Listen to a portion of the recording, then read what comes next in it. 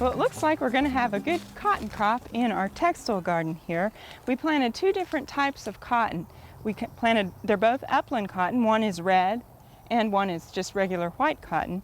And here you can see how they're growing, and they're really a very pretty plant. Now, cotton needs a long, hot growing season, at least 200 days of warm weather, and we definitely have that. It's done very well. It also needs a pretty well-drained soil and a lot of moisture. We've been able to irrigate this, so it hasn't dried up for us. Now, they do grow cotton in dry land situations, and you just hope that you get the rain at the right time. But in the garden situation, we can supply that for our cotton. Now, of the two, the red cotton is really a pretty plant. I think I would grow this in the garden more ornamental than I would just the regular white cotton. You can see here we've got a very nice about 2.5 to 3 foot plant here, and the petioles of the leaves are a really pretty burgundy color, and we've also got a little bit of that red color here on the leaf.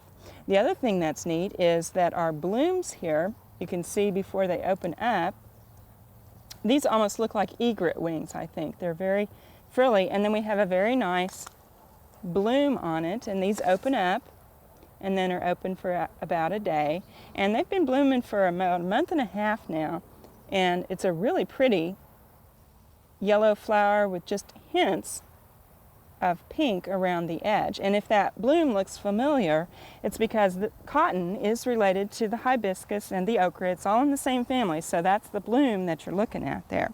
Now, once it's bloomed, then down here you can see we set a pod, and that's where our cotton is going to come out when it's ripe. Now, this pod here is real hard right now, and it's kind of interesting too, and I've got one here. Then I went ahead and opened up to show you inside. I went ahead and split that. It almost looks like a slice of orange here. And those are all the cotton fibers. These are actually the seed hairs of the cotton seed, which is down in there, and it's still developing. Now, when this ripens, this will go ahead and split open, and those seed hairs will kind of poof out, and you'll see the familiar cotton boll sitting there ready to harvest. And so that's what it looks like right now. And it was interesting in reading up on cotton, this is nature's purest form of cellulose.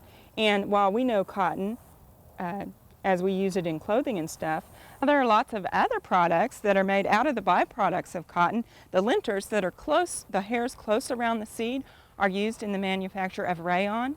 Also, photographic film and shatterproof glass and plastics, things that you wouldn't even think about cotton going into. So it's a very, very important crop. And it's a fun plant to grow. I think it would be very good for a children's garden in an educational setting, and also just to have as a novelty if you have a textile garden in your own home. And this is a really pretty plant, so you could try growing some cotton in your own garden and enjoy both the educational aspects and also enjoy its aesthetic qualities. We hope you've enjoyed this classic from the Oklahoma Gardening Vault. Remember, even though these tips and techniques are timeless, there's always something new to learn in the world of gardening. By subscribing to both Oklahoma Gardening and OK Gardening Classics, you'll have access to a wealth of gardening knowledge, both classic and contemporary.